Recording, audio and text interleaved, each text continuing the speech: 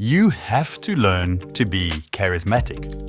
Leaders especially have to master the art of charisma. So who are generally considered to be the greatest or most famous leaders of all time? You might be thinking about Steve Jobs, Sir Alex Ferguson, Elon Musk, Bill Gates. You're probably also thinking about who your personal favorite leader is of all time. But what do all great leaders have in common? Charisma. Yes, they do have many other positive leadership qualities, but it seems that not one great leader in human history can be considered to be lacking in charisma. So, it's fair to assume that if you want to be a great leader, you have to be charismatic. Yes, all good leaders must be charismatic. Why? It's simply good practice. If all great leaders have it, and your desire is to be like one of those leaders, you would not want to be found lacking when your time to be a leader has arrived. We're going to give you the Charisma Blueprint. But before we get into the how, let's consider the what. What is charisma? It's definitely not riz. Although riz is a derivative of charisma, it refers more to a flirtatious charm than pure charisma. We also don't want you thinking the commonly misleading ideas that charisma means you're highly extroverted, a great public speaker, good-looking, charming, tall. No, these are all superficial ideas of what charisma is. If you were to Google what it is, you might find this definition. It's the ability to attract the attention and admiration of others and to be seen as a leader. That's a really good definition, but we'd like to simplify it a bit more.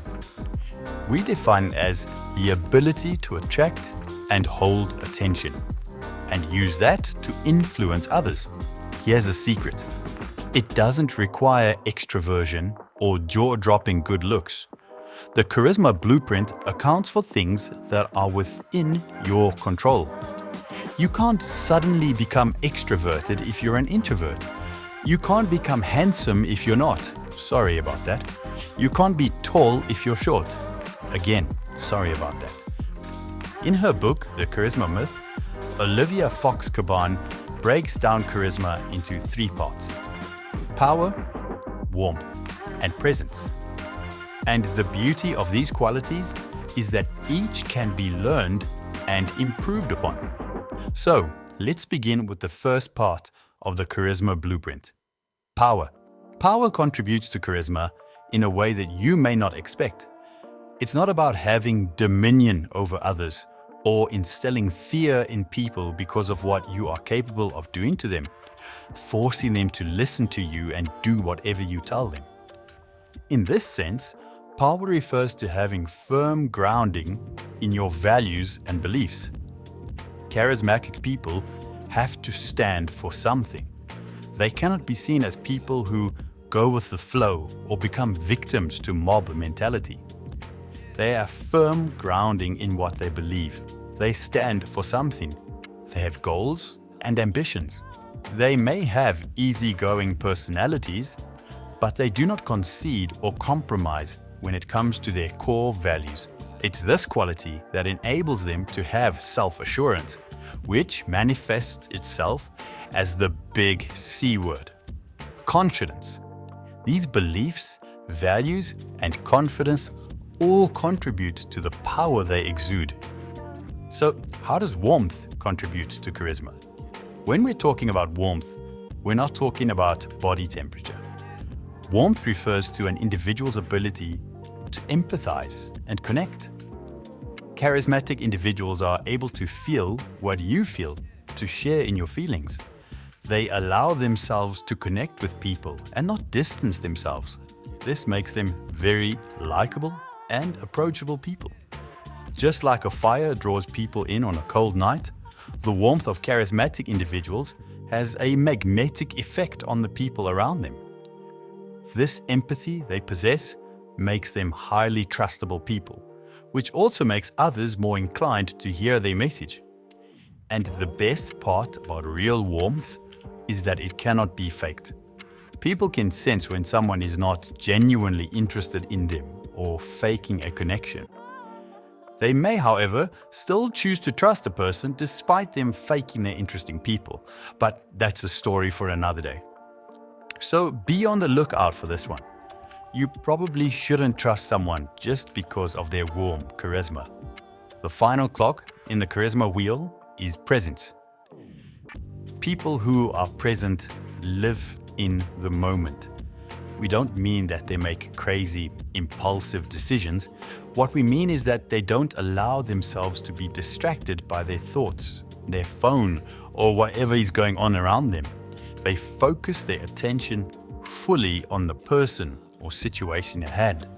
They make a habit of really listening to people, and they provide feedback in the form of gestures, eye contact, and the words they say. You never get the feeling that they wish they were somewhere else, doing something else. They fully immerse themselves into their environment. Their presence allows them to command attention and make a strong impression on others. See, these three elements of charisma aren't limited to specific personality types. Rather, they lend themselves to everyone. Yes, everyone can learn to be charismatic. How?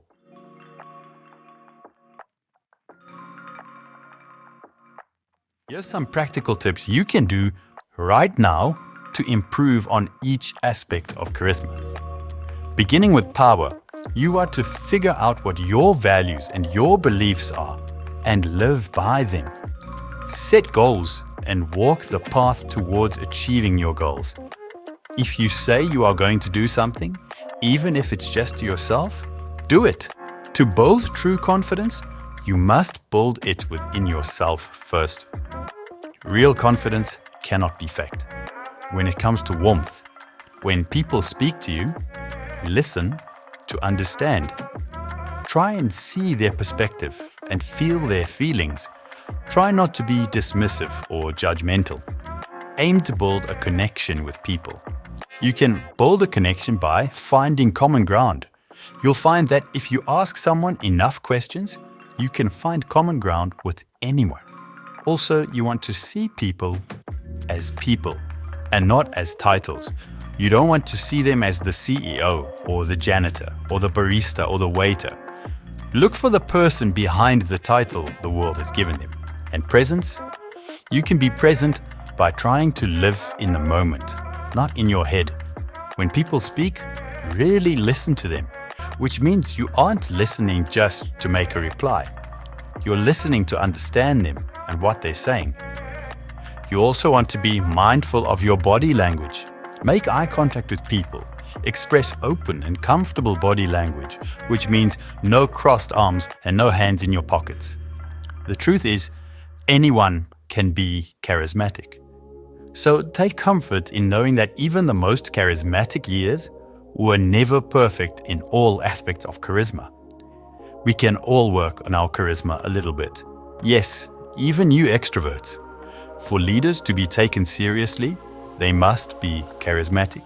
And when we consider the qualities within charisma, like power, warmth, and presence, is it possible to lead without such qualities? Absolutely not. Charisma makes your leadership more palatable. It enables you to get the best out of your people during the good times and the difficult times. We only scrape the surface of leadership qualities, the how to practice them.